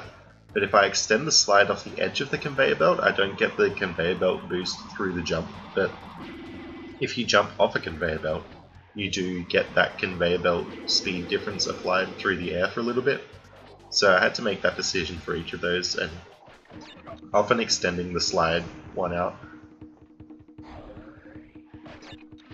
But yeah, you have to be really careful not to jump off of the conveyor belts that are trying to move you backwards. Like that one, you'll notice I did space it out so that the slide went off the end of the conveyor belt. Yeah, that's why. So I don't get the slow down in the air.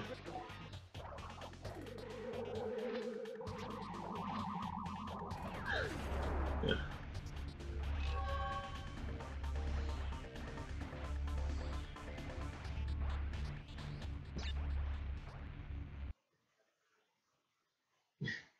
Yeah, sometimes enemies still act like they're damaging you with the death marks.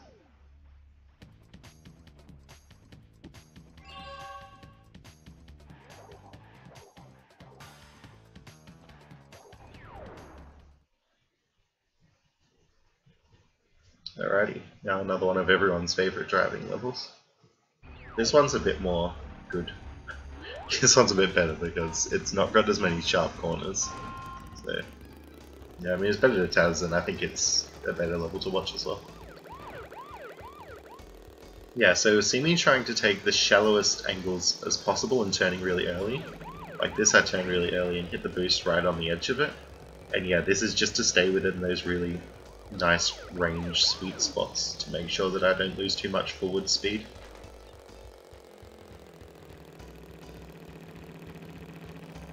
I go over the jump there, but it doesn't save or lose any time. The reason I go over it is just because the car's in the way. I mean, going over jumps is bad if you've already got a boost, but because you lose the boost. But yeah, that's fine if you don't. And I hit the police car there, and that gave me a little speed boost as well. Which is strange, because you'd expect it to slow you down, but yeah, sometimes it does speed you up.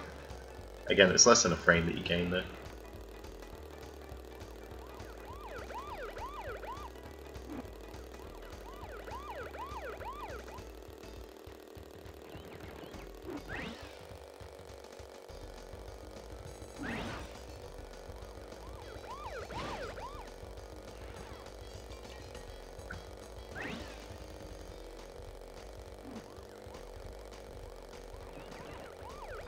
And this part's tricky because you're never sure whether to take the boost or not. It would seem like taking the boost would be faster, but it isn't in this case. Also, if you already have a wheelie, then hitting a boost still speeds you up a little bit.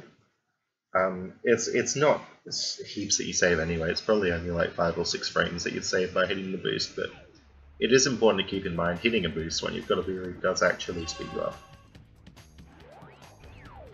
Because your speed hits about 40, and then when you hit a boost, and it goes to about 38 when you have the wheelie, a little while after you hit the boost. So you go up to 40 again.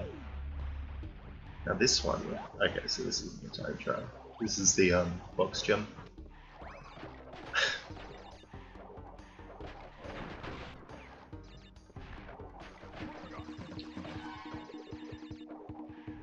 Now this one, I got the light there because it was pretty much unavoidable. But a fairly sizable section of this level will be done in the dark, which I thought looked very good. I get as many invincibilities as I can, again because it's good movement.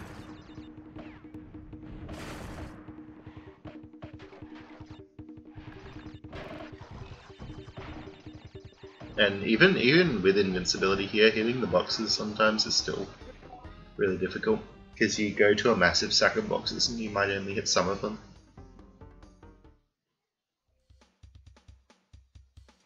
Now this bonus stage has a pillar deload in it, so there's supposed to be a pillar to the right of this stack of 4, but it's not there and I can just slide through it.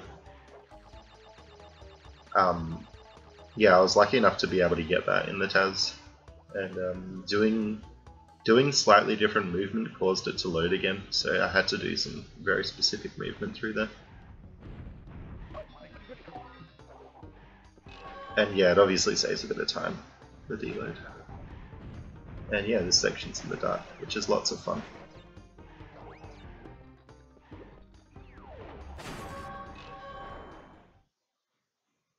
I think there's another deload that you can get. I couldn't manage to get that one. But this deload Worked really well for my route through the bonus stage.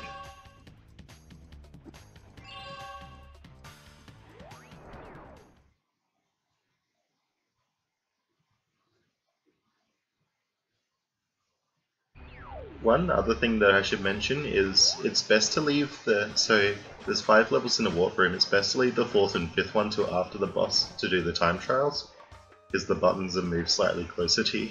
It's just a little optimization. But I'll do level 24 and 25 after the first into Cortex of this warp room.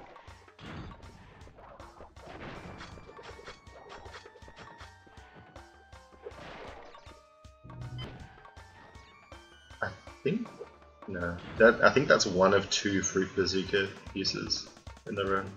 And yeah, the tornado spin in the beginning of this level saved me bouncing off another carpet. It really saved a lot of time. It was quite precise.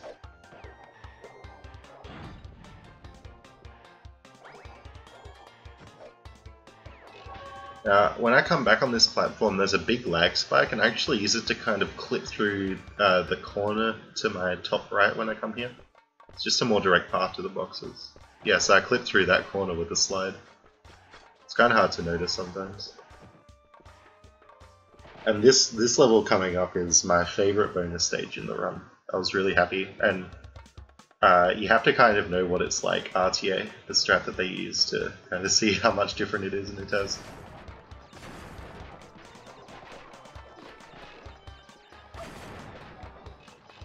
Usually the strat RTA is to hit the line of 5 bouncy boxes with the Fruit Bazooka, but with a slide you can slide off them and jump out. But obviously doing that RTA, you only have like 1 or 2 frames to jump out of the slide, so it's definitely not worth it. And let alone, like, even if you got the jump, it's pretty unlikely that you hit all the boxes with the slide. It's very precise.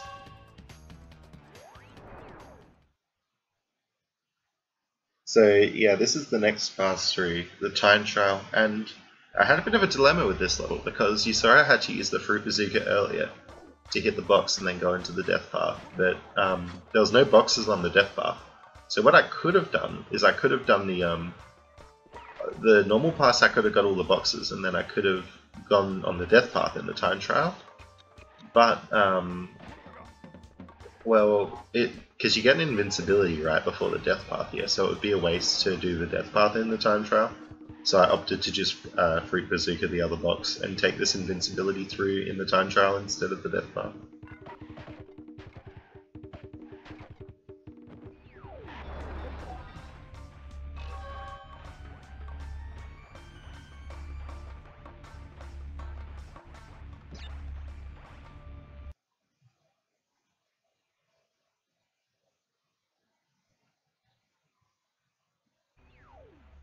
Thanks.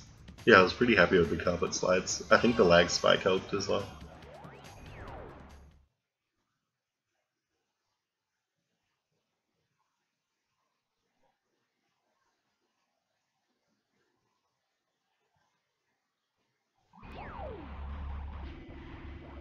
This is one of the longer levels in the run again.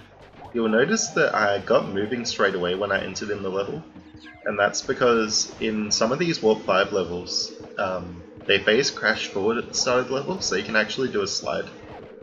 And yeah, you don't get control over the direction of that slide, but you do,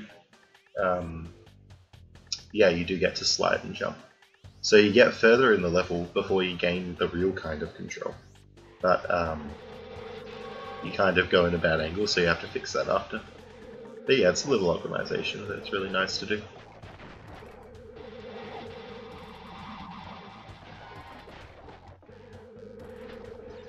And this level has a bit of backtrack, well, not backtracking, but this green gem eventually sends you back really early in the level.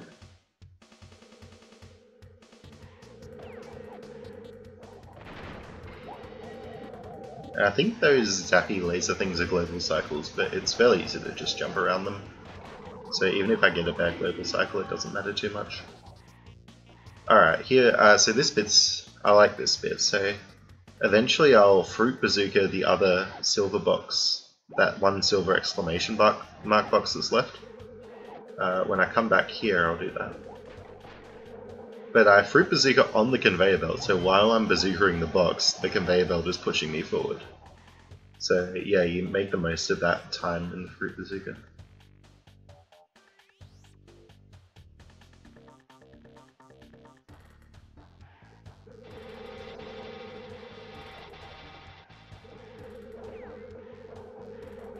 And actually, one thing that I found with the fruit bazooka is if you're sort of jumping and then landing and then using the fruit bazooka, it's actually better to duck for like a frame before you use it. I have that nitro slide as well. I like that bonus as well. Yeah, it's better to kind of duck for a frame before you use the fruit bazooka, because otherwise it has a really big delay of pulling it out, but then if you duck it sort of cancels that delay.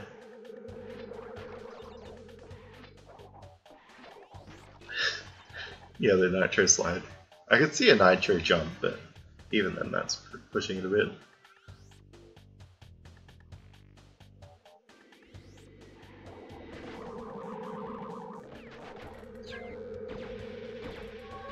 Yeah, so you'll notice that on that blue conveyor belt, I slid off the conveyor belt before doing the NSJ. And what that does is, it kind of, so if I NSJ'd off the, like, if I jumped when I was on the conveyor belt, then it would slow me down through the whole jump as if I was still on the conveyor belt in the air. But since I slide off the conveyor belt and then do the NSJ, it jumps at full speed. So that's really important. In general, you don't slide off the good conveyor belts and you do slide off the bad conveyor belts before an NSJ, but it's not always the case due to spacing and stuff.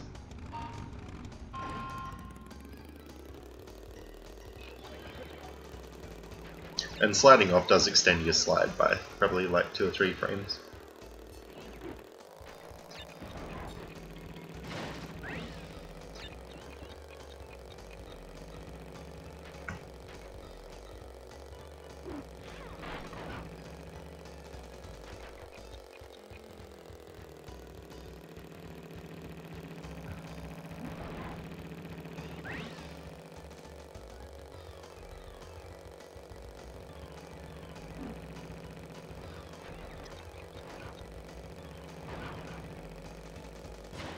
That police car would have given me a boost there as well. But yeah, you obviously don't want to try that RTA because they could make you lose the wheelie. Oh, and you do actually have to slow down a bit before those 2 ramps with the boxes there. If you go over there at full speed, then you don't actually get the boxes. So yeah, those 2 boxes look very precise at the run.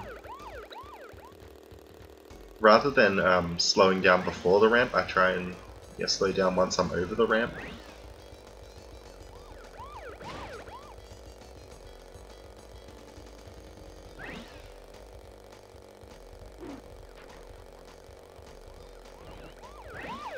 And this part I'm basically not holding X at all, except for like a tiny bit after I hit the zipper.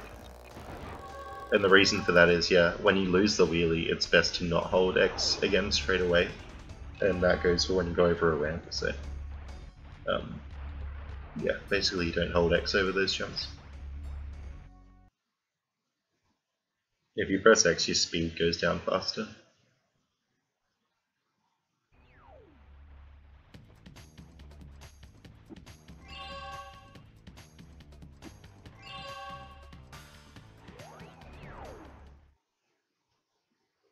And you'll notice that I'm doing these this level 21 time trial before I spawn the Cortex button. And again, that's because if the Cortex button is already spawned, it pushes level 1 further away, so it takes a little bit longer to get to the button. And similarly, I'm leaving level 24 and 25 till after I spawn the Cortex button, because they get pushed closer.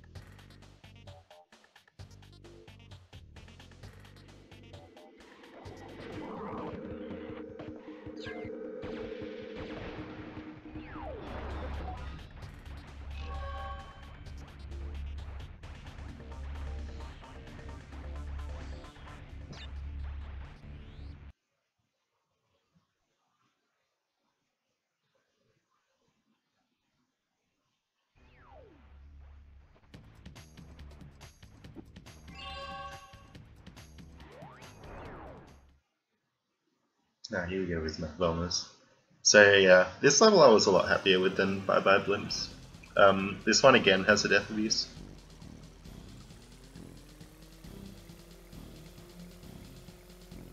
Yeah, I'll be getting the boxes in this pass rather than the time trial. It took me a long time to come up with this route for the planes, but yeah, it was like 10 seconds faster than all the other routes that I tried. And I basically tried every possible route that wasn't dumb.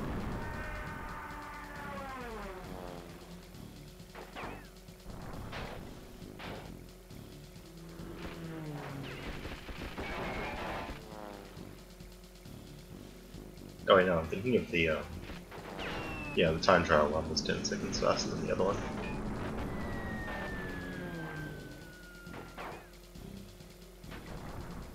This one was less of a difference than some of the other ones that I tried, but yeah, still quite fast this round.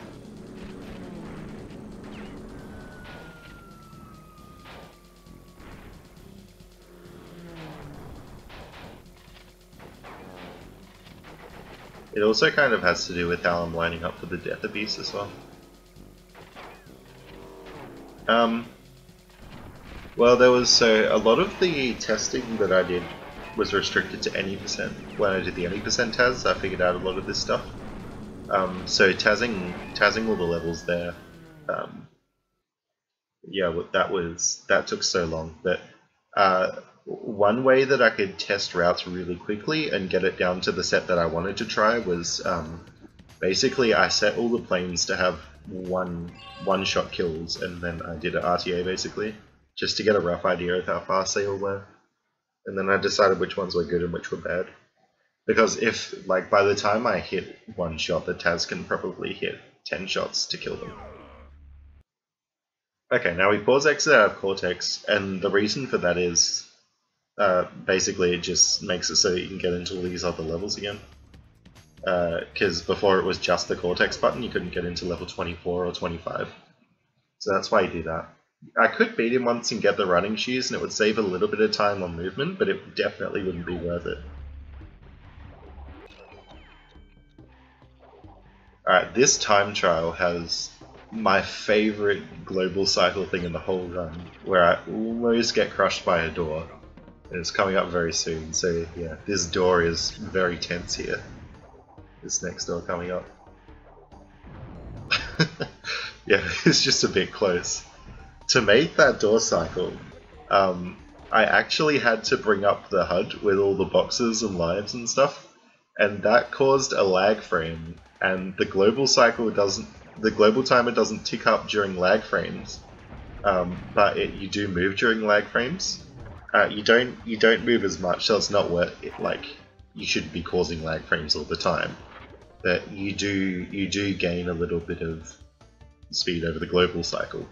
So it actually, yeah, and the door was frame perfect as well. If I was a frame later, it would have crushed me. Yeah, very scary global cycle, that one. And that's the only time I have to use a lag frame to make a global cycle in the run, because I don't like doing it too much.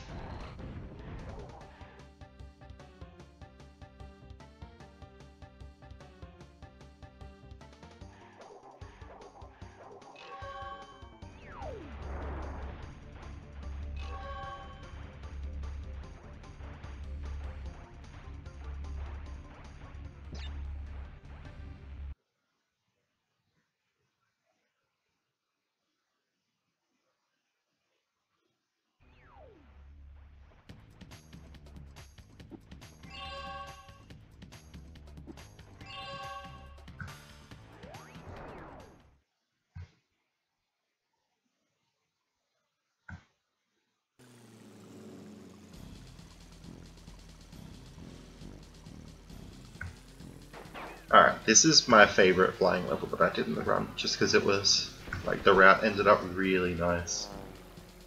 So yeah, I have to hit the clock to start the time trial, so my route has to be different than the 80% run route. But there, yeah, so I'm going to hit this plane next here. And after plane 3, it looks like there's going to be a really obvious plane to hit for plane 4. But instead I actually hit the less, like it looks like I should hit that one there, but I actually go further and go to hit this one. Now the reason for that is because if I leave this one that I'm about to hit until last, it actually flies away and it takes me ages to catch up to it. But I get it now and then I turn right around and this other plane is flown right back to me, so it works out perfectly. So yeah, this was the route that was like 10 seconds faster than the other ones that I tried.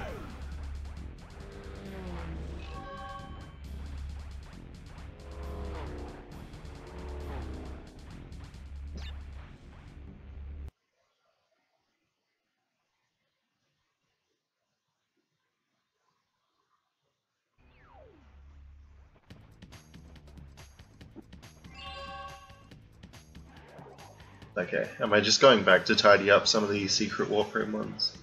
So the reason you leave these till last is just for a relics thing, and also you want to be near the middle to get Coco's gem anyway. So I think I could have got away with doing this level a bit earlier, but then I would have to come back to the middle for Coco's gem anyway.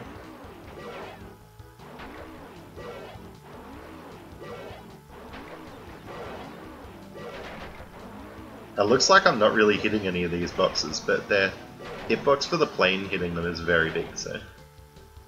Yeah, like I hit that one, for example.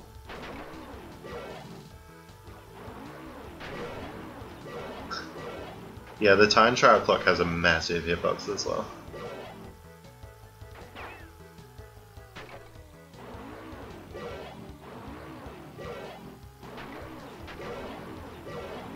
This is one of the levels that wasn't too much faster than RTA though, because like there was tons of little optimizations, but they were all subframes, so they didn't add up very much. But yeah.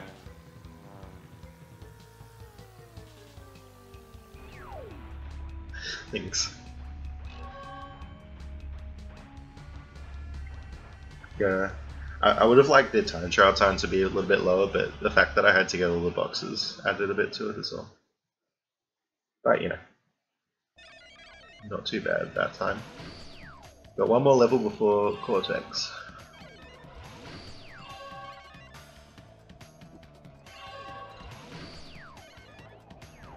And the reason that I did 28 after 30 is just because of the movement.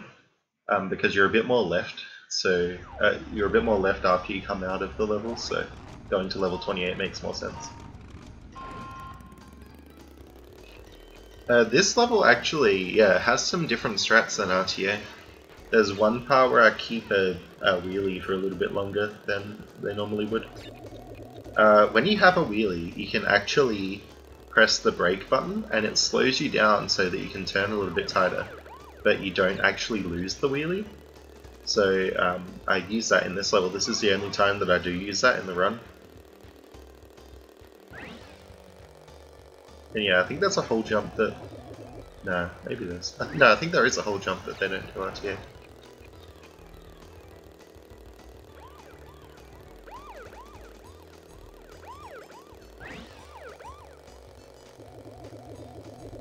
Yeah, this level's pretty intimidating casually because it's in the dark, but you know, when you've got re-records and TAS tools, it's not much different than doing it in the light.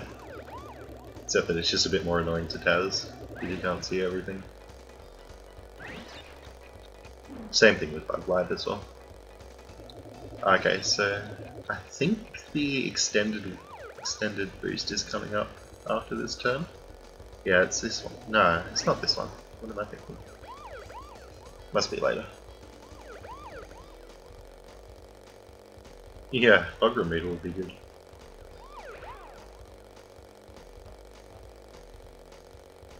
Yeah, here's the extended boost. Wait, yeah.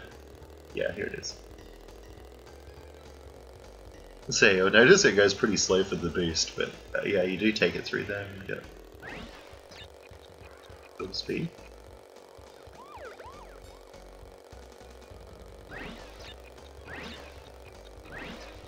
Yeah, here's the whole skip that I was talking about.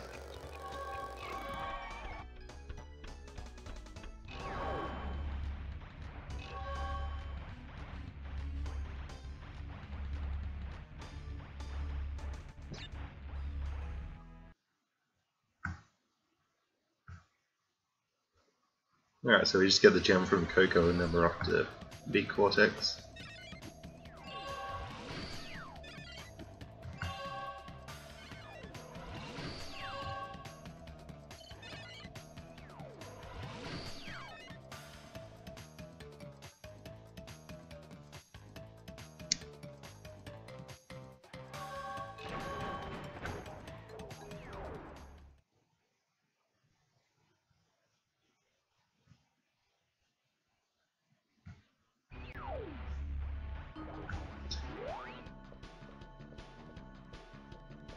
Thanks, the load butler. Yeah, so there was 2 gold relics. It was Road Crash and Bug Light Time Trial.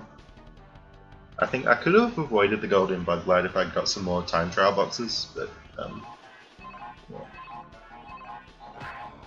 Or if I did Button Glitch I could have avoided it. But I think it was one of those ones where it was better to NSJ into the portal for Bug Light. So it would have cost me a frame to do the Button Glitch. Yeah, so I didn't go for it. Because I knew that it would be possible to gold.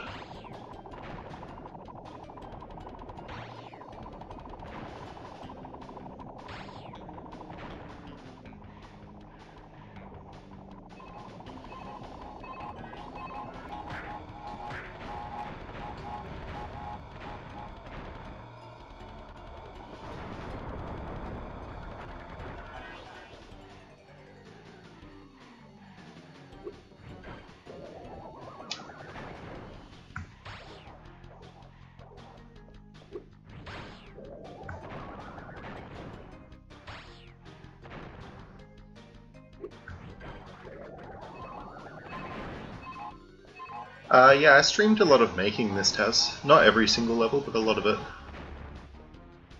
Oh, yeah, alright, so there you go. Crash 3, 105%. I hope everybody enjoyed it. So yeah, the TAS timing for that is a 155.33.38. Thanks for all the GTs. 155.33. Yeah. But see, that's very different than RTA timing. So I should talk about sound effects and SFX. So sound effects were on. So that adds about a minute and a half or something. And then yeah, RTA timing starts from when you gain control of Crash. TAS timing starts from when you power on the console. And RTA runners use fast disk speed, so that's a feature on a PS2 Slim where the game loads faster. So I calculated what it would be RTA timing with fast disk speed and with SFX off, and it was a 146.20. Yeah, so that's more comparable to the times on speedrun.com. It is difficult to say what has happened to our enemies, but I doubt we will see them for a long time.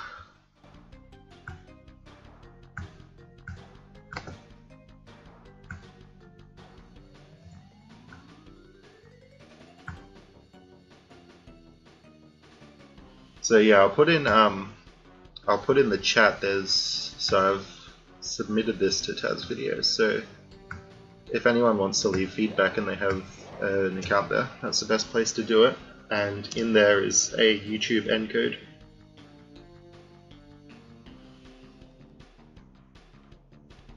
So yeah, I hope everybody enjoyed it. It was lots of fun to do.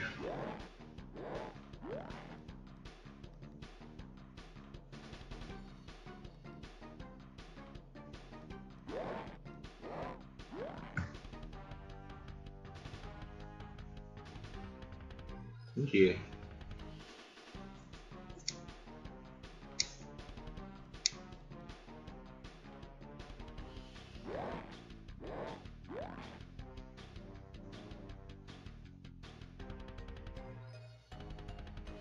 Oh, is there?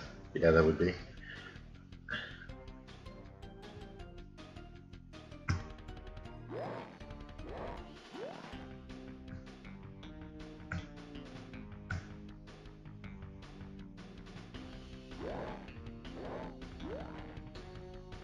Yeah, I don't think everyone can. I think you have to have had an account for a while to vote. But yeah, if anyone's able to, that's definitely the best place to leave the feedback.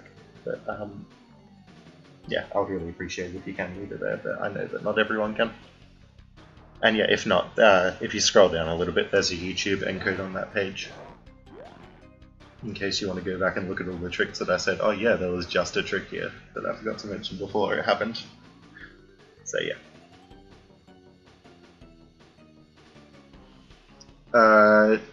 I have done a Crash 1 low TAS, so low TAS is a bit like a TAS, but it's less optimal. I've done Crash 1, but I think I'm going to give Crash a bit of a break for now. I've had lots of fun doing Crash 3. And I don't have much, I never played Crash 2 a lot. So I don't have many memories of Crash 2. But I've had a lot of Crash 3 in 1. I think Chef Steph is working on a Crash 2 TAS though, which should be very exciting.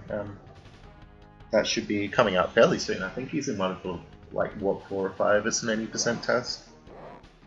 So yeah. Yeah, I'd love to see Crash 2 100% done one day. That'd be really nice. But yeah, it is like so much work to do one of these. I think this one took me several months of work, so yeah. It's usually like yeah, over a day per level. Depends what level it is as well. Like for example, Engine in 80% took me like 2 weeks to do, but yeah. Anyway, I think the credits are done now, so